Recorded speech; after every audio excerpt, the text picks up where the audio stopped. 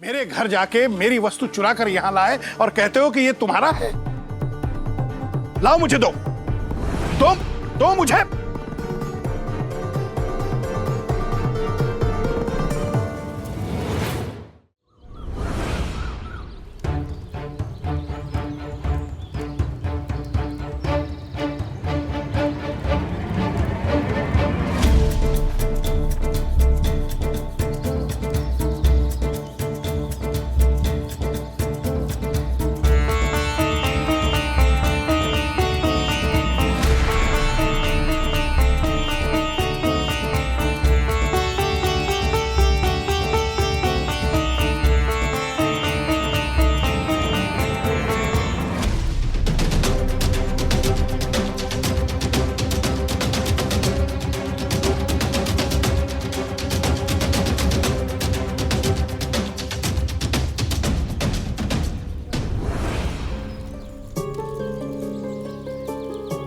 साईं, मैंने आपको अपने पति की तकलीफ दूर करने के लिए कहा और आपने मुझे प्यास छिलने के लिए दे दिया।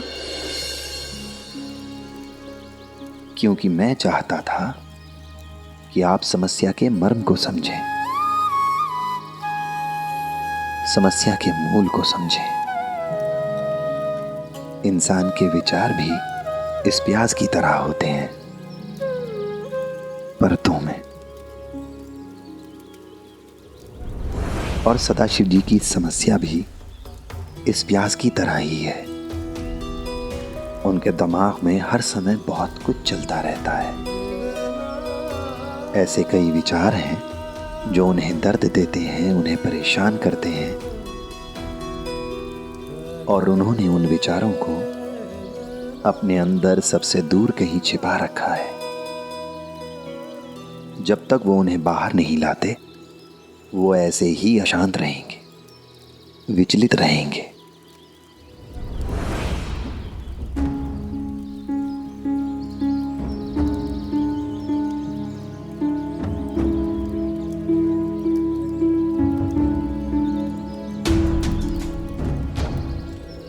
अपने आंसुओं को उन्होंने अपनी आंखों में जब्त कर लिया है।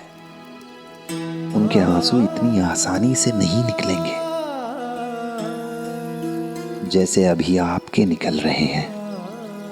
ये प्यास छीलते समय रात में अकेले किसी कोने में चुपचाप रोते रहेंगे, आंसू बहाते रहेंगे, पर यह समाधान तो नहीं है। साईं सच कह रहे हैं, बीती रात भी तो वो अकेले रो रहे थे। यानी साईं सब जानते हैं। साईं, जहां तक मैं समझ रही हूं, आपकी निगाह पल पल मेरे पति पर है। वो कब, क्या, कैसे कर रहे हैं, सब खबर है आपको।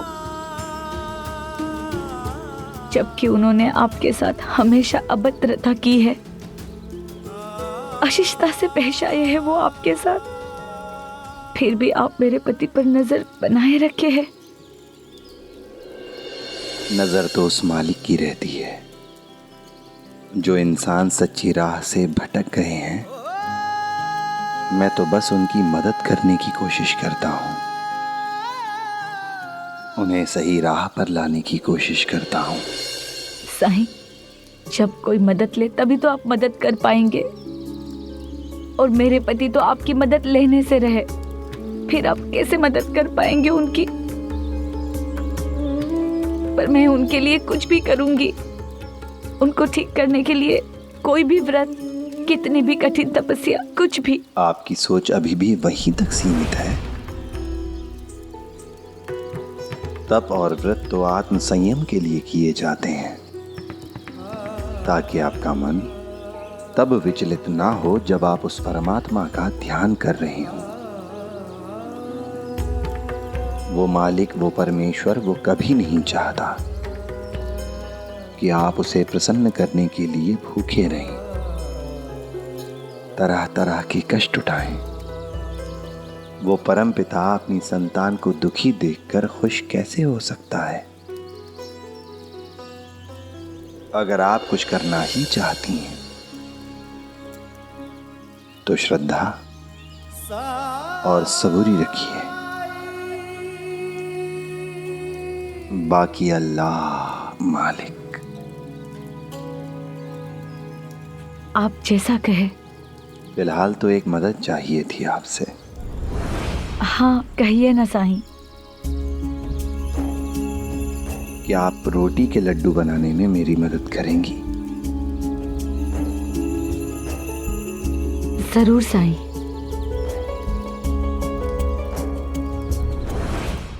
भाई साहब, आपने मेरी पत्नी सुनंदा और यमुना को कहीं देखा है? जी नहीं जी। नहीं? नहीं।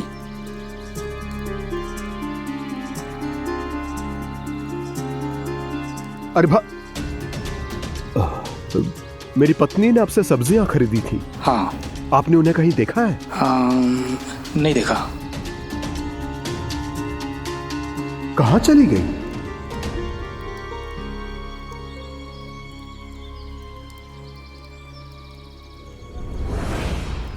पता नहीं उन्हें रोटी के लड्डू से इतनी चिढ़ क्यों है, मैं अब तक नहीं समझ पाए।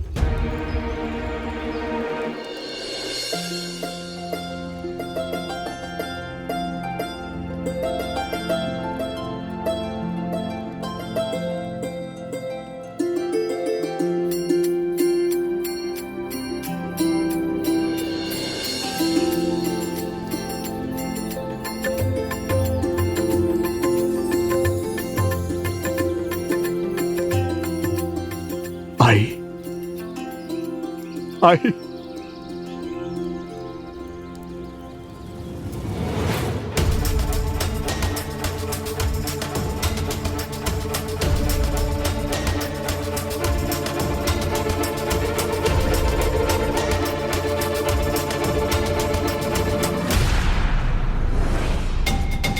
भ्रम था मेरा। आई यहां कैसे हो सकती है?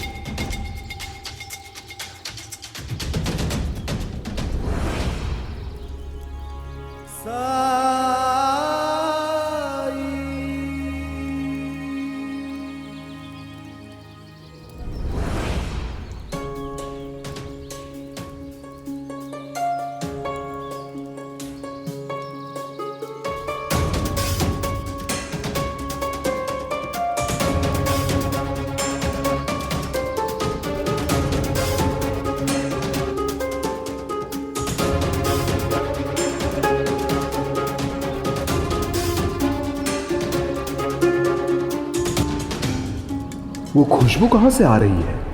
ये तो साईं का खंडहर है। शिव शिव शिव शिव।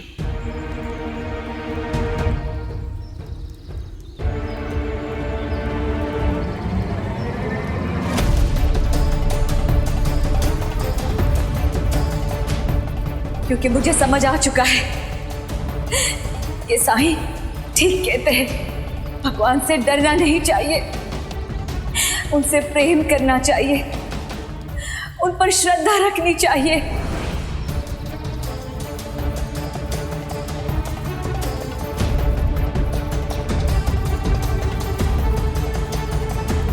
सुनंदा,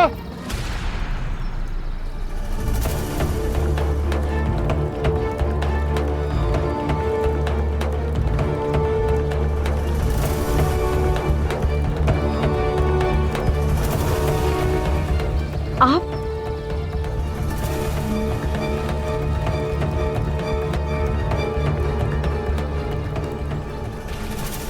तुम्हें पता भी है मैं कब से तुम्हें ढूंढता फिर रहा हूं। तुम्हारे कारण आज मेरा कर्मकांड भ्रष्ट हो गया, मेरी पूजा में विलंब हो गया, मेरे वर्षों की साधना आज खंडित हो गई तुम्हारे कारण। सुनंदा, मुझे लगा कि शायद तुम कहीं बीमार न पड़ गई हो, इसलिए पूरे गांव में तुम्हें ढूंढता फिर रहा हूं। और तुम यहां इस फकीर की सेवा कर रही हो, उसके लिए लड्डू बना रही हो।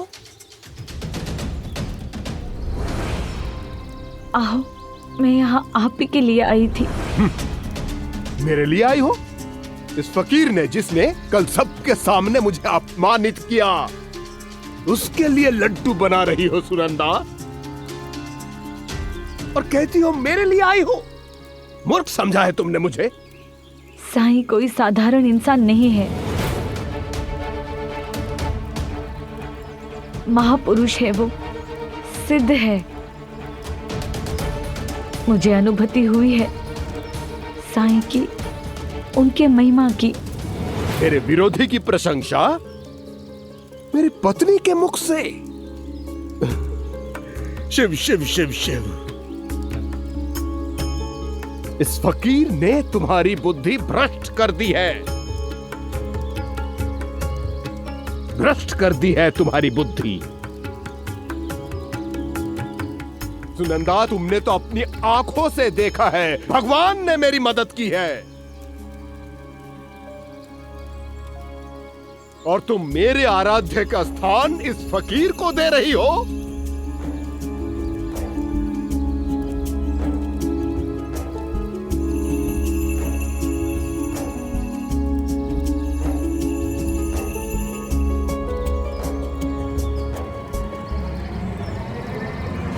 ये रोटी के लड्डू इसके हाथों में?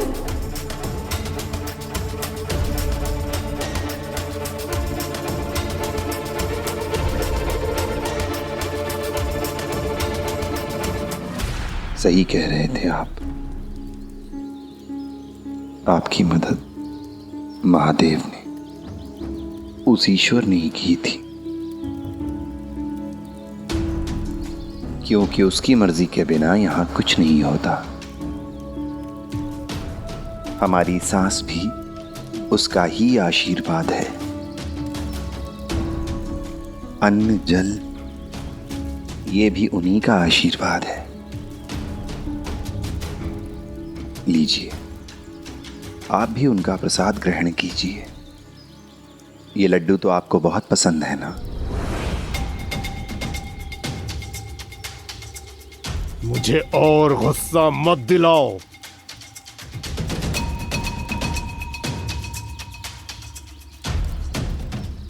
लगता है समय बदल गया है। जब आप बचपन में नाराज हो जाते थे तो आपकी आई आपको यही लड्डू बना कर देती थी, और आपका गुस्सा झट से छूमंतर हो जाता था।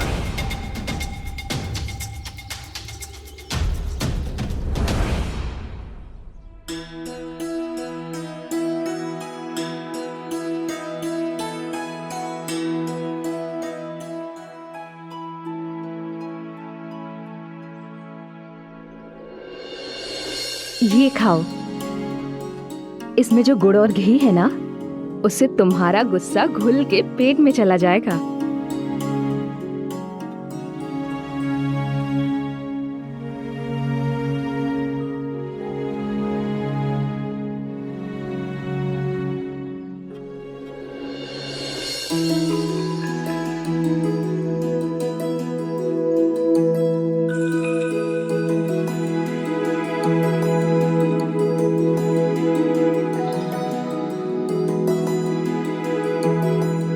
आई, आपको हमेशा पता रहता है कि मुझे क्या अच्छा लगता है। आप मुझे कभी भी छोड़ के मत जाइएगा आई। मैं तुम्हें कभी भी छोड़कर नहीं जाऊंगी।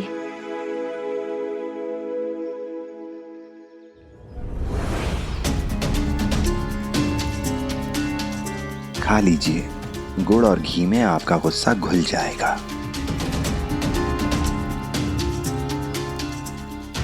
खा लीजिए। हटाओ इसे मेरे सामने से, मैं नहीं खाऊंगा इसे, हटाओ। माफ कीजिएगा सदाशिव जी, मैं आपका गुस्सा शांत करना चाहता था पर आपको दुखी कर दिया। और आपका दुख दूर करने के लिए अब मुझे वही करना होगा जो आपकी आई ने किया था।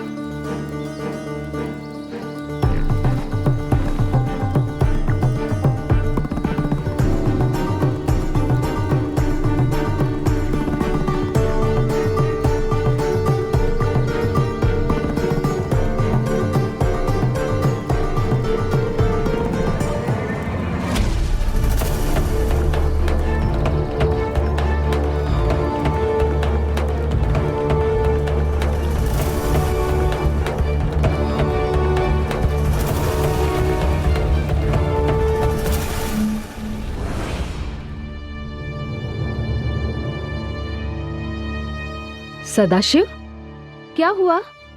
इतनी उदास क्यों हो? मेरा दोस्त है ना बोला, आज उसके बाबा उसके लिए नए खिलौने लेकर आए हैं। आपको पता है आई, मेरे दोस्तों के पास ढेर सारे खिलौने हैं और नए नए खिलौने भी लाते रहते हैं उनके लिए। मेरे बाबा मेरे लिए कुछ नहीं लाते।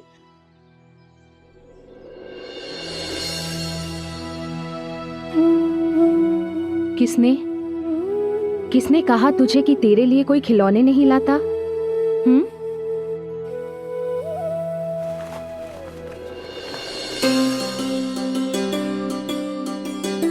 ये देख,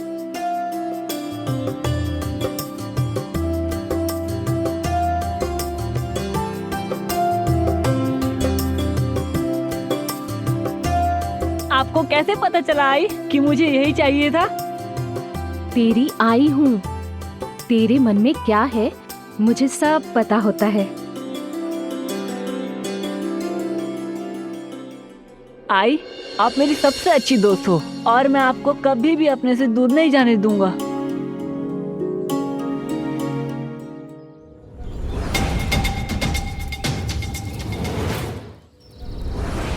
ये खिलौना तुम्हारे पास कैसे आया? ये तो मेरी आई ने मुझे दिया था।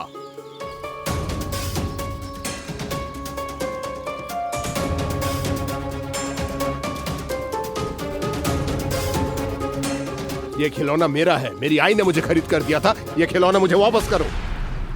आपकी आई ने जो खिलौना दिया होगा वो आपके घर पर होगा। ये तो मेरा है। झूठ बोलकर मुझे मूर्ख मत बनाओ फकीर।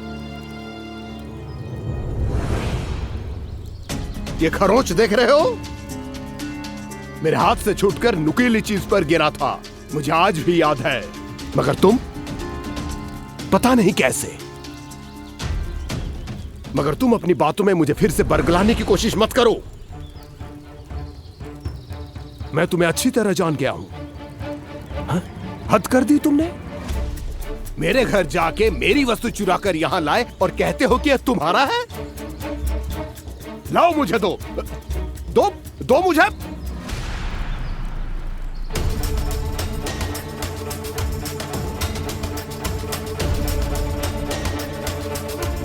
फकीर, ये तुम ठीक नहीं कर रहे हो, ये चोरी है। मैं सच कह रहा हूं, ये मेरा है और ये मैं आपको नहीं दूंगा। झूठे हो तुम फकीर। आओ, भगवान के लिए आप शांत हो जाइए। तुम कुछ बोलो ही मत। देख रही हो इस फकीर की वास्तविकता? चोरी करके यही मुझे बता रहा है कि यह खिलौना उसका है, जैसे मैं अपने खिलौने को पहचानता ही नहीं हूँ। ये खिलौना यहाँ लाने की हिम्मत कैसे हुई इसकी? आप समझ नहीं रहे। फिर से विरोधी का समर्थन कर रही हो।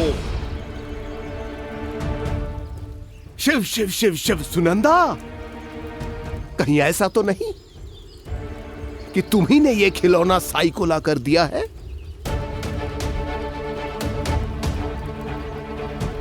हाँ, यही हुआ होगा। तुमने घर से खिलौना लिया और साई को लाकर दिया, है ना?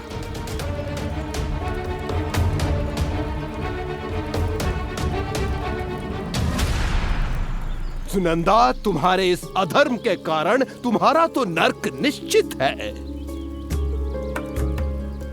लेकिन तुमने साथ साथ मेरा भी नरकवास सुनिश्चित कर दिया। कितनी बार चुकोगी तुम?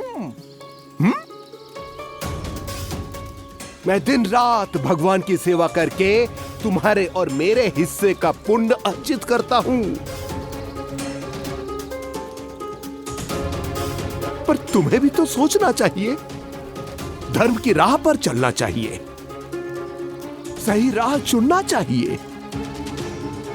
सुनंदा, तुम्हें तो पता है ताली एक हाथ से नहीं बजती।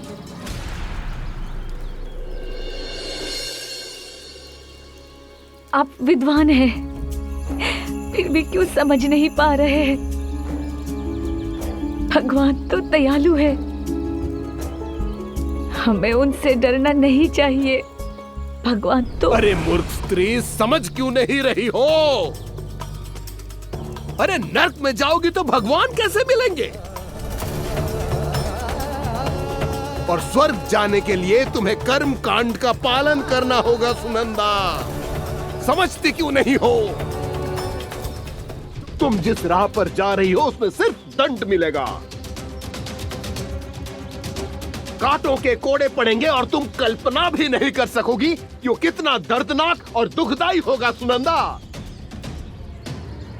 सुनंदा। काकी, काकी, काकी, काकी संभालिए, आइए।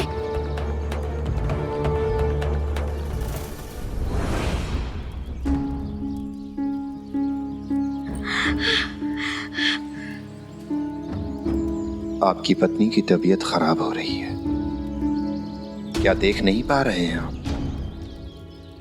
हाँ, वो बात बात पर बीमार पड़ जाती है। या फिर आपके द्वारा कही हुई बातें ही उनकी बीमारी की वजह है। मैं जानता हूं आप अपनी पत्नी से बहुत प्रेम करते हैं, उनका बहुत ध्यान रखते हैं, पर क्या अनजाने में आप वही गलती नहीं कर रहे हैं जो आपके बाबा ने की थी, और अंततः जिसके कारण आपकी आई की मृत्यु हो गई? धृष्टता नहीं फकीर, मेरे आई और बाबा के बारे में बोलने का तुम्हें कोई अधिकार नहीं है। क्या जानते हो तुम उनके बारे में? कुछ नहीं जानते।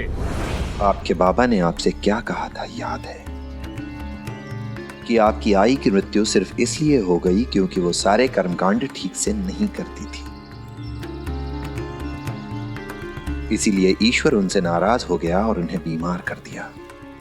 अंततः उनकी मृत्यु हो गई। आप अपनी पत्नी से बहुत प्रेम करते हैं, यही कारण है कि आप सारे कर्मकांड अपनी पत्नी से विधिवत कराने पर जोर देते आए हैं। ठीक कह रहा हूं ना मैं? हाँ, मैं अपनी धर्म पत्नी सुनंदा से यह अपेक्षा करता हूं, लेकिन इसमें किसी को कोई आपत्ति नहीं होनी चाहिए। हमारे शास्त्रों में लिखा है, कर्मकांड के बारे में, कर्तव्यों के बारे में, धर्म के बारे में, और उसका मैंने गहन अध्ययन किया है। मगर ये बात तुम जैसा फकीर कभी नहीं समझेगा, ना ही इस गांव का कोई व्यक्ति समझ पाएगा, क्योंकि शिरडी का हर व्यक्ति धर्म भ्रष्ट हो चुका है, कर्तव्य भ्रष्ट हो चुका है। मुझे तो यह लगता है कि इस गांव में मैं आया ही क्यों? अब इस गांव में मैं एक क्षण भी नहीं रुकूंगा। लाओ मेरा खिलौना मुझे वापस दो ताकि मैं यहां से चला जाऊं। लाओ।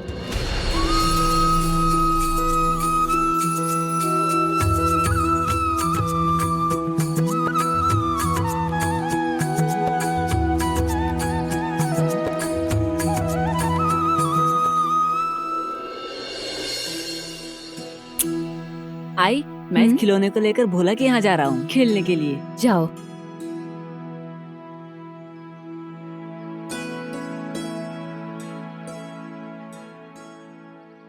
वाह,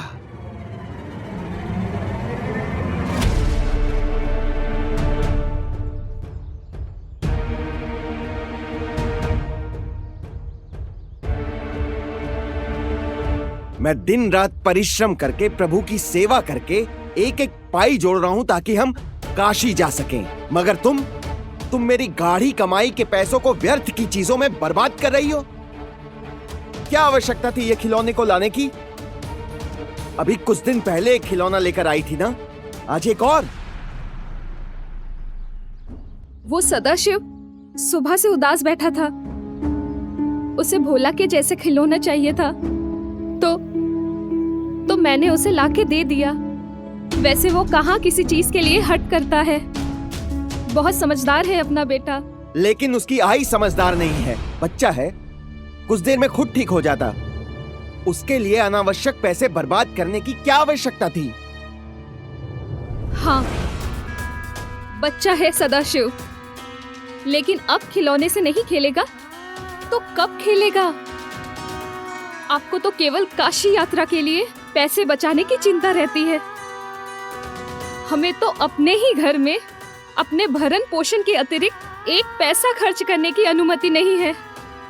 मैं अपना मन मार सकती हूँ, लेकिन अपने बेटे का नहीं। मेरी नहीं तो कम से कम अपने बेटे सदाशिव की तो सोचिए। आप उससे उसका बचपन कैसे छीन सकते हैं? इति, मैं कुछ बोल नहीं रहा हूं, इसका अर्थ ये नहीं कि तुम सर पर चढ़ोगी। ये मत भूलो कि तुम मेरी पत्नी हो और मेरे आदेशों का पालन करना तुम्हारा कर्तव्य है, अन्यथा तुम्हें नरकवास होगा। पंडित की पत्नी होकर पंडित के लिए काशी का महत्व नहीं पता तुम्हें? काशी में स्नान करके मुझे मोक्ष की प्राप्ति होगी, स्वर्ग का द्वार खुलेगा मेरे लिए। वर्षों से मेरा यह सपना रहा है।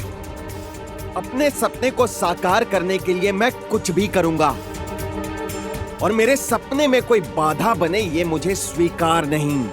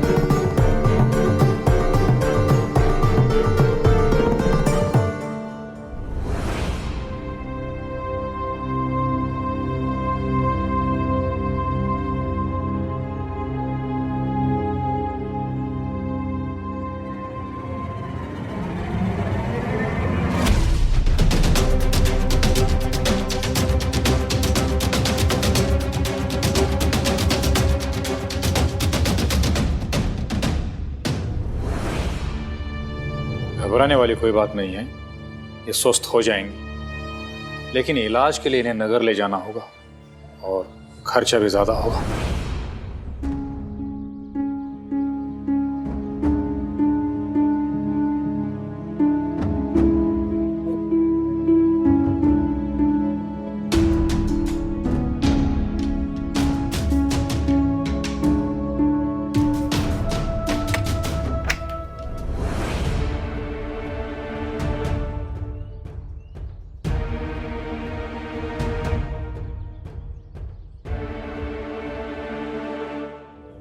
अगर इलाज में ये सारे पैसे चले गए तो काशी कैसे जा पाऊंगा?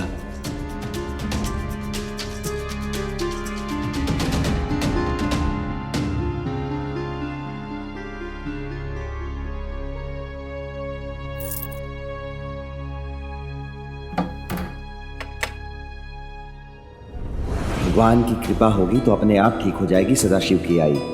वैसे भी औरत के शरीर में बहुत जान होती है।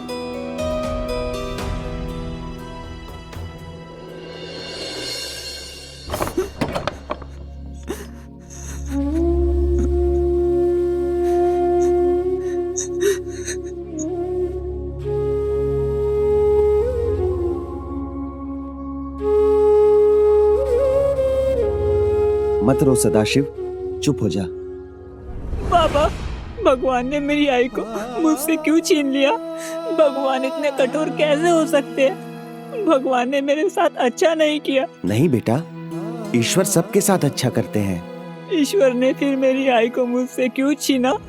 आज मेरी एक बात गांठ बांध के रख ले सदाशिव, ईश्वर हमें वही देता है जिसके हम अधिकारी हैं। तेरी आई से पाप हुआ था, वो शास्त्रों के अनुसार कर्मकांड नहीं करती थी ना, संस्कारों का पालन उतनी निष्ठा के साथ नहीं करती थी जितना करना चाहिए, जिसके कारण इतनी कम उम्र में उसकी मृत्यु हो गई। जो व्यक्ति शास्त्रों में लिखे नियमों का पालन करते हैं वो पुण्य अर्जित करते हैं, वो पुण्यवान बनते हैं और भगवान उन्हें स्वस्थ और दीर्घायु बनाते हैं।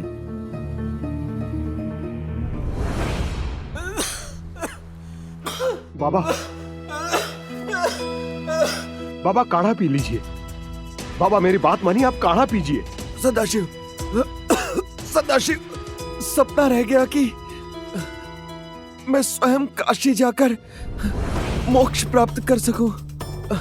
जो चूक मुझसे हुई तुझसे नहीं होनी चाहिए। ठीक है बाबा, आप काढ़ा पी लीजिए। सदाशिव, तुझे काशी जाना है, तुझे मोक्ष प्राप्ति की साधना करनी है। हाँ हाँ हाँ। सदाशिव, मेरी अस्थियों को काशी में ही विसर्जित करना, ताकि तुम्हारे साथ मुझे भी मुक्ति मिल जाए। यही मेरी अंतिम इच्छा है।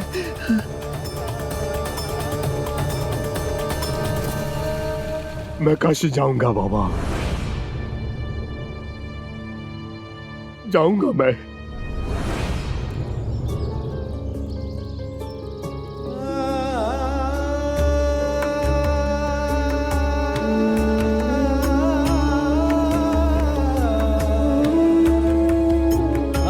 आई की मृत्यु के पहले की उनसे जुड़ी हुई सारी बातें मैं नहीं जानता था। बाबा की उपेक्षा के कारण इतनी कम आयु में मेरी आई की मृत्यु हो गई और मैं कुछ नहीं कर पाया। इतना सब कुछ घट गया और बाबा ने मुझे सच्चाई की भनक तक नहीं लगने दी। इतना विश्वास करता था मैं अपने बाबा पर, मैं अपनी आई की सहायता तक नहीं कर पाया। ईश्वर मुझे कभी क्षमा नहीं करेंगे। आई आई आई आई आई मुझे क्षमा कर दो, क्षमा करो आई। आप क्यों चली गई? आपने कहा था आप मेरे साथ रहोगी, क्यों गई?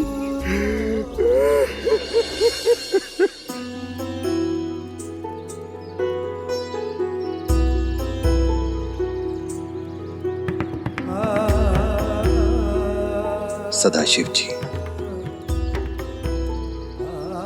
जो कुछ भी हुआ उसमें आपकी कोई गलती नहीं है। एक आज्ञाकारी बेटे की तरह आपने वही किया जो आपके बाबा ने कहा। आपके बाबा ने धर्म की, शास्त्र की जो व्याख्या आपके सामने की, उसने बहुत गहरा प्रभाव, बहुत गहरा असर छोड़ा आप पर। आपके मन में एक भय सा बैठा दिया और आप उन सभी लोगों के लिए कठोर हो गए जो आपके मतानुसार शास्त्रोक्त व्यवहार नहीं कर रहे थे, जिसमें आपकी पत्नी भी शामिल थी। क्या आपको कुछ याद है? क्या आपने कभी महसूस किया कि जब जब आपके बाबा गुस्सा करते थे तब तब आपकी आई का स्वास्थ्य बिगड़ने लगता था?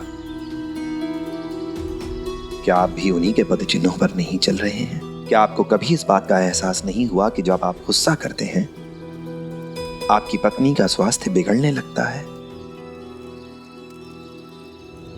शादी से पहले ये पूरी तरह स्वस्थ थी, पर शादी के बाद से इनकी तबीयत दिनों दिन बिगड़ती रही है। जानते हैं क्यों? क्योंकि आप हर समय इन्हें डांटते रहते हैं, कोसते रहते हैं। इनका आत्मविश्वास गिरता जा रहा है। इन्हें खुद पर भी विश्वास नहीं रह गया है, ठीक आपकी आई की तरह। पर फिर भी आप देख नहीं पाए। और सबसे दुख की बात यह है कि जब आपकी पत्नी आत्मग्लानि में खुली जा रही थी, बीमार हो रही थी, तब आप और भी अधिक आश्वस्त होते जा रहे थे कि वो कर्मकांड का सही से पालन नहीं कर रही है, इसलिए बीमार हो रही है। आप उसके लिए और अधिक कठोर हो गए, उसे और अधिक परेशान करने लगे। सदाशिव जी, जब आपकी आई के साथ ऐसा हुआ तब आप नासमझ थे, बच्चे थे, इसलिए कुछ कर नहीं सके। पर अब आप समझदार हैं, नासमझ नहीं है। और सच तो यह है कि आपका कठोर रवैया, आपका बुरा व्यवहार आपकी पत्नी को बीमार कर रहा है, उन्हें अंदर से खोखला करता जा रहा है। मैं जानता हूं कि आपको अपनी पत्नी के स्वास्थ्य की बहुत चिंता रहती है, और अगर वो बीमार हो जाती हैं तो आप उनकी बहुत देखभाल भी करते हैं। पर भगवान ना करे अगर आपकी पत्नी के साथ भी कुछ वैसा ही हुआ जैसा आपकी आई के साथ हुआ था,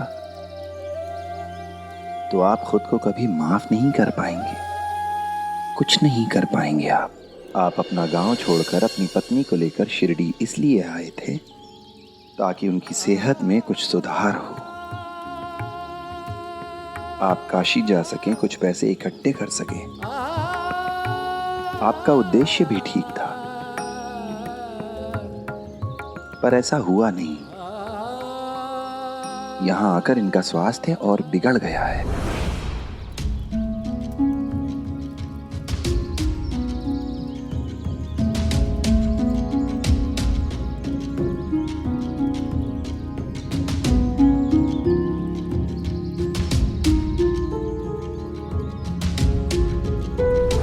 अपने पूरे जीवन काल में इस तरह का अपमान सहने की परिस्थिति कभी नहीं आई थी जो आज तुम्हारी वजह से आई है।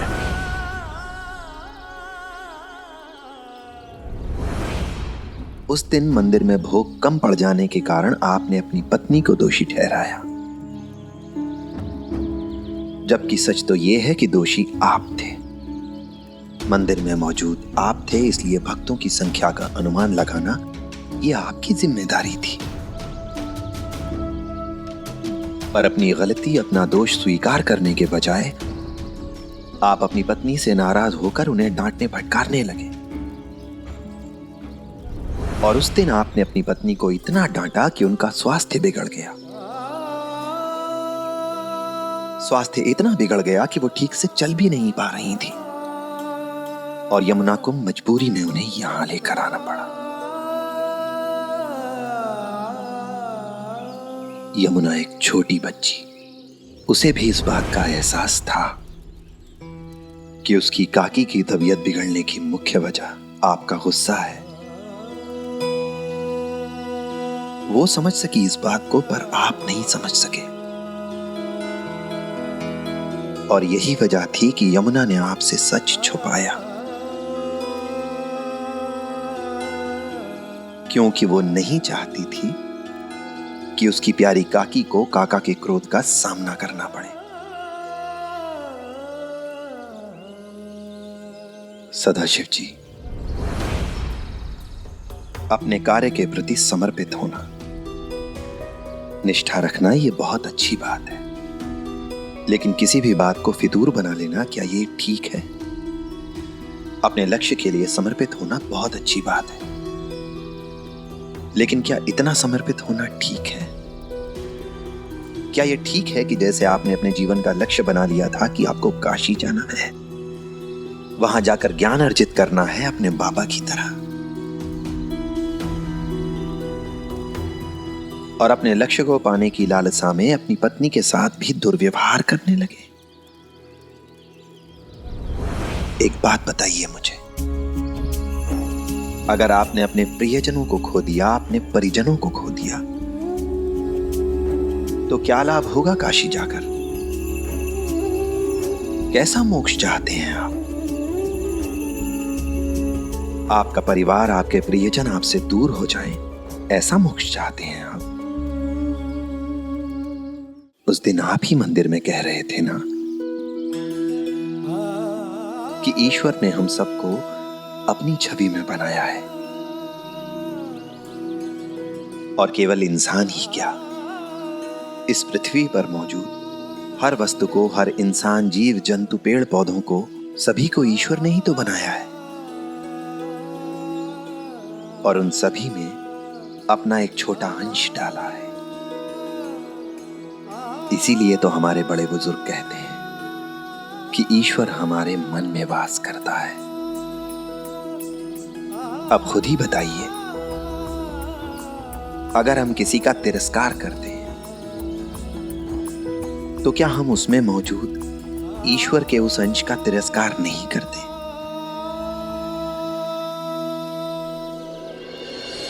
शास्त्र तो हमारा मार्गदर्शन करने के लिए है, और शास्त्र में लिखे शब्दों की, उसकी पंक्तियों की, शास्त्र के वाक्यांशों की व्याख्या तो कई तरीके से की जा सकती है, लेकिन हमें तो सिर्फ वो याद रखना है जो सबसे ज्यादा महत्वपूर्ण है, और वो है सभी के प्रति दयालुता का भाव रखना।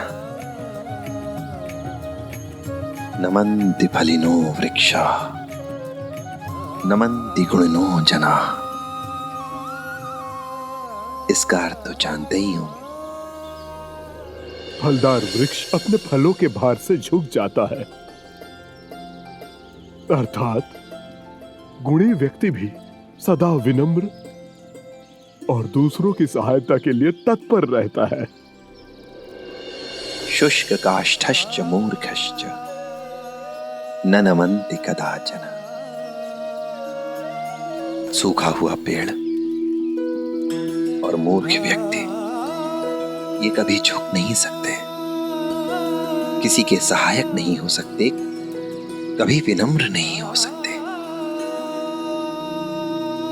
और आप तो ज्ञानी है ना, फिर आप ये कैसे भूल सकते हैं कि हर धर्म के मूल में आपसी भाईचारा, शांति और सद्भावना ही तो है। हम सब उस एक ईश्वर की ही तो संतान हैं, तो फिर धर्म के नाम पर हम लोगों के साथ गलत व्यवहार कैसे कर सकते हैं? जैसे भगवान ने हमें बनाया है, वैसे ही दूसरों को भी तो बनाया है। तो भगवान के दूसरे बच्चों के साथ हम दुर्व्यवहार कैसे कर सकते हैं? अपने जैसे दूसरे इंसानों के साथ अभद्रता करके हम उस ईश्वर को प्रसन्न कभी नहीं कर सकते। उस मालिक ने हमें इस पृथ्वी का सबसे समझदार प्राणी बनाया है, और इसके लिए हमें उस मालिक का आभारी होना चाहिए। इस जीवन का उद्देश्य सिर्फ सेवा और भक्ति है, और कुछ नहीं। दूसरे के दुख, उसके दर्द को समझना, उसकी मदद करना, उसे क्षमा कर देना, यही सच्चा ज्ञान है। अगर तुम दूसरे को नीचा दिखाकर कोई धार्मिक अनुष्ठान करते हो तो ईश्वर को प्रसन्न कभी नहीं कर सकते। किसी का हक मारकर अगर हजारों लाखों भी दान कर दो तो भी पुण्य अर्जित नहीं किया जा सकता। किसी का दिल दुखाकर उस मालिक को हम कभी खुश नहीं कर सकते। आप पूजा अनुष्ठान कराते हैं तो दक्षिणा लेते हैं, क्योंकि ये आपकी आजीविका का साधन है। तो फिर आप ये अपेक्षा कैसे कर सकते हैं कि कोई अपनी आजीविका का साधन आपको मुफ्त में दे दे? अब आप ही बताइए, घोड़ा घास से दोस्ती करेगा तो खाएगा क्या? जरा सोचिए। अगर लोग आपसे ये उम्मीद करने लगे कि आप पूजा मुफ्त में करा दें तो फिर आपकी आजीविका कैसे चलेगी?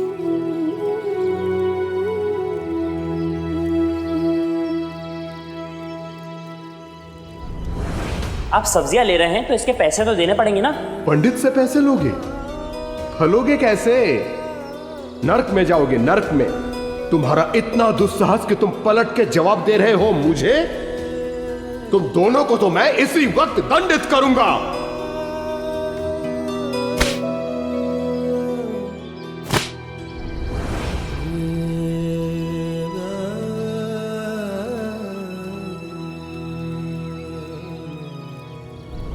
साईं, मैं अभी आया।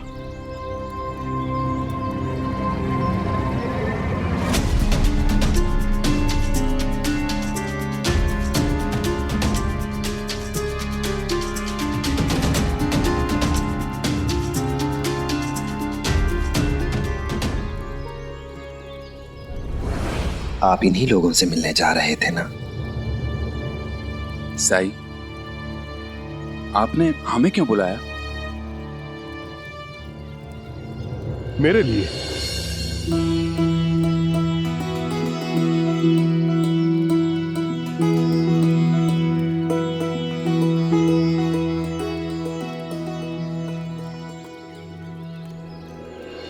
ताकि मैं आप लोगों से क्षमा मांग सकूं।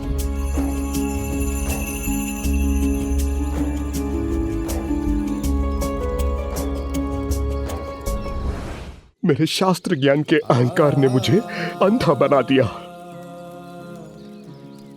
लेकिन साईं ने मुझे समझाया, बताया कि सही भक्ति का मार्ग जो है वो प्रेम और दया है। मैंने आप लोगों के साथ बड़ा दुर्व्यवहार किया है, और यहां तक कि बच्चों के साथ भी। और बच्चे तो भगवान का रूप होते हैं। इसका अर्थ यह है कि मैंने भगवान का भी अपमान किया। लेकिन साईं कहते हैं कि प्रभु सभी को क्षमा कर देते हैं। अगर आप लोग भी प्रभु का अंश हैं, तो मेरी आप लोगों से प्रार्थना है, कृपा करके मुझे क्षमा कर दीजिए।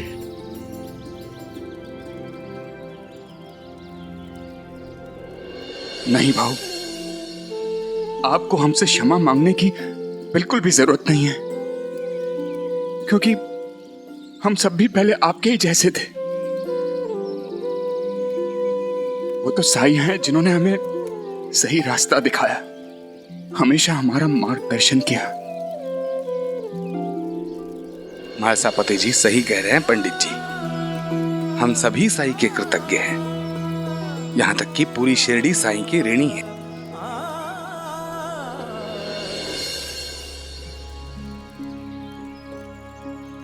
यहां आने के लिए आप सभी का बहुत बहुत धन्यवाद।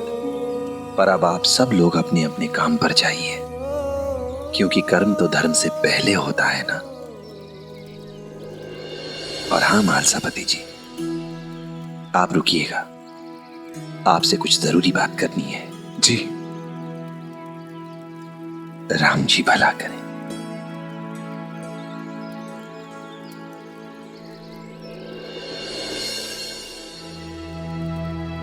साईं,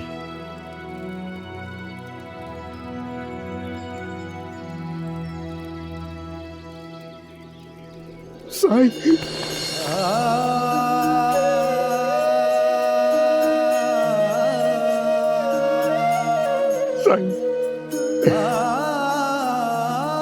किस मुंह से आपसे क्षमा मांगू?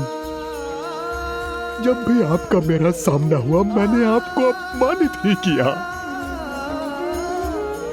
उसके उपरांत भी आप मेरे प्रति अच्छा ही सोचते रहे। आप धन्य हैं साईं, साईं आप धन्य हैं। मुझे क्षमा कर दीजिए।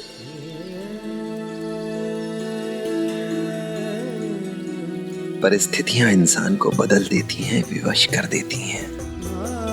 और आपने जो कुछ भी किया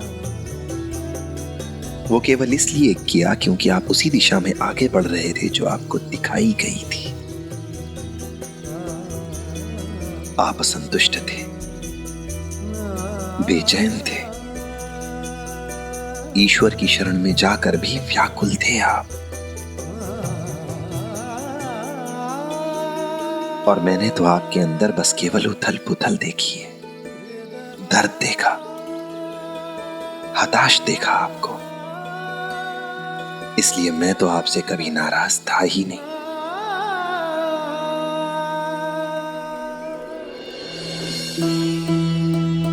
आप धन्य हो साईं। सुनंदा ठीक कहती है। आप साधारण मनुष्य नहीं हैं। आप तो ज्ञानी हैं, भटके को राह दिखाते हैं।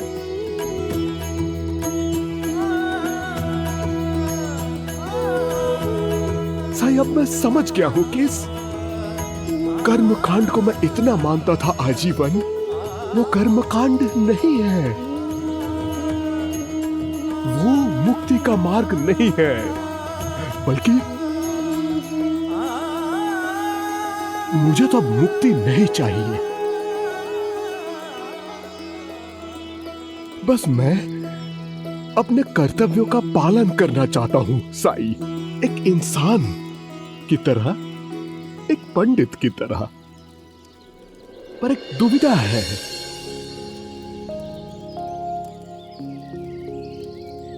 मैंने अपने बाबा को वचन दिया था। मैं जानता हूं मेरे पिता से भूल हुई, पर जैसे भी थे मेरे पिता थे। अब उनसे क्या हुआ वादा तो मुझे निभाना पड़ेगा।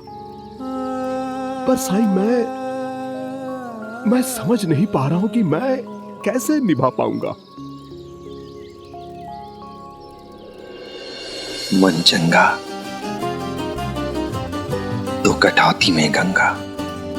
मतलब?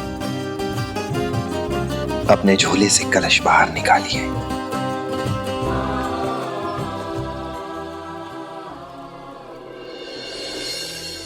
पर साईं, झोले में कलश नहीं है, पोथी है।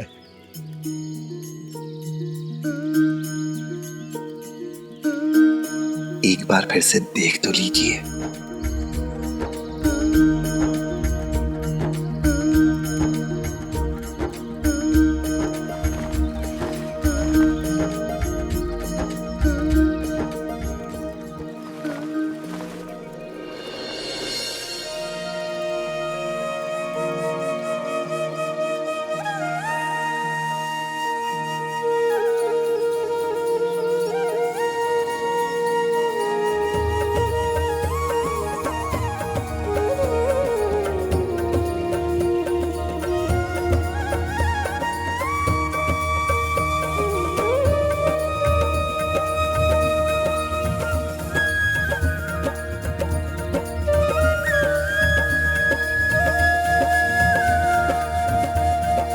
साईं,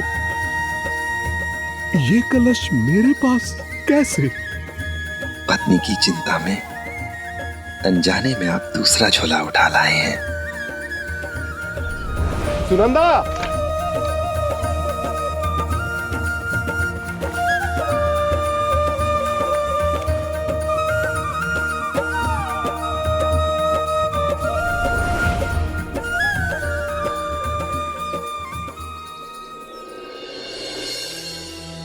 मैं स्वयं गलतियां करता रहा, किंतु दोष लोगों को देता रहा। बीती ताहि पिसार दे, आगे की सुध ले। अब समय आ गया है सदाशिव जी कि आप पुरानी बातों को भूलकर एक नया जीवन शुरू करें अपनी पत्नी के साथ।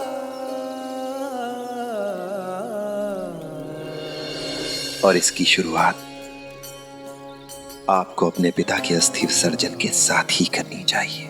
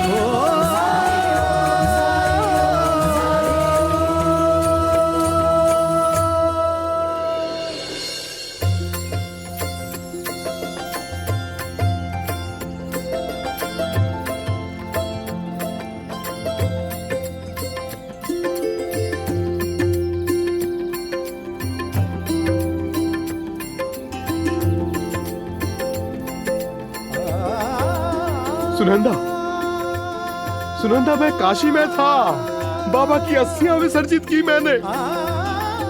मुझे वहां साईं का साक्षात्कार हुआ। साईं, साईं आप हर जगह हैं, हर तरफ हैं। साईं, मुझे आपकी महानता का आभास हुआ है। मैंने आज अपनी आंखों से आपकी महिमा देख ली। कौन कहता है कि भगवान भक्तों की नहीं सुनते? वो सिर्फ सुनते ही नहीं, बल्कि उनकी मदद करने आ जाते हैं किसी न किसी रूप में। बस हम उन्हें देखकर भी देख नहीं पाते। राम जी भला करें।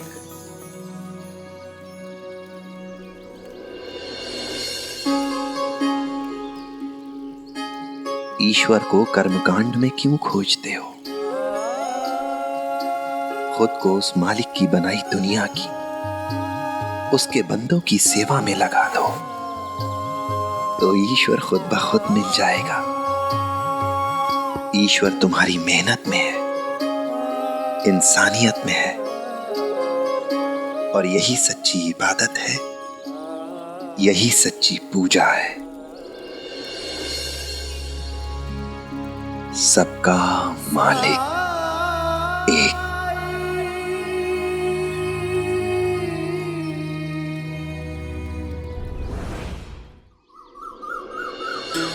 साईं, अब तक तो सदाशिव भाव घर पहुंच गए होंगे ना? उम्मीद करता हूँ रास्ते में उन्हें कोई परेशानी नहीं हुई होगी। उनकी चिंता मत कीजिए महालसपति जी,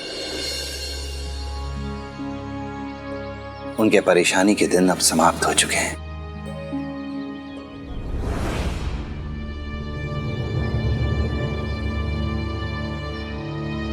महालसपति जी, क्या हुआ? आपने अपने भाव को तो विदा कर दिया, लेकिन मारुति मंदिर के पुजारी यशवंत जी अब तक लौट के नहीं आए हैं। घर जाकर भी देखा, वहां ताला लगा हुआ है। लेकिन ये कैसे हो सकता है? यशवंत जी ने तो मुझे सूचित किया था कि वो कल शाम को ही आ जाएंगे,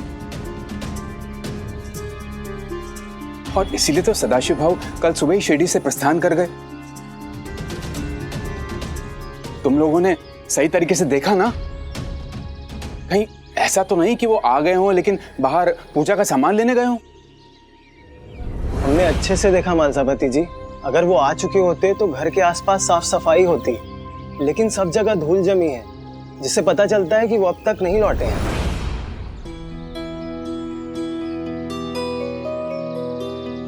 अब क्या होगा साईं? और आज मंगलवार है। आज के दिन आसपास के गांव से लोग मारुति मंदिर में भगवान को चढ़ावा चढ़ाने आते हैं।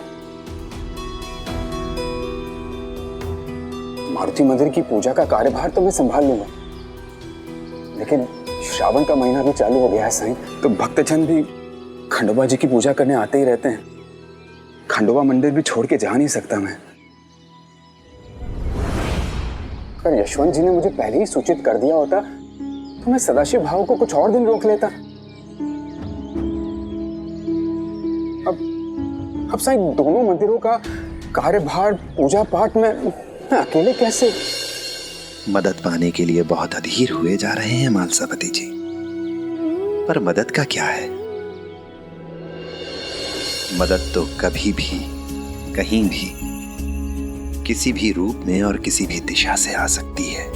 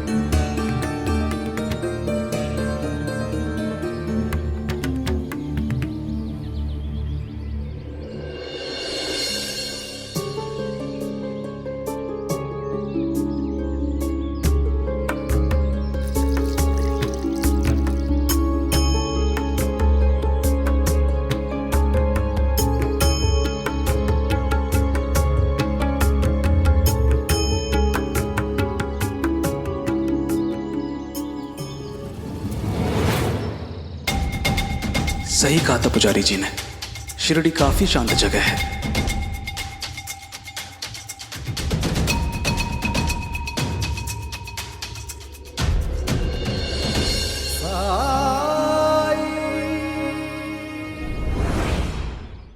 धार्मिक वीडियो सबसे पहले देखने के लिए हमारे चैनल को सब्सक्राइब करें और बेल आइकन दबाएं।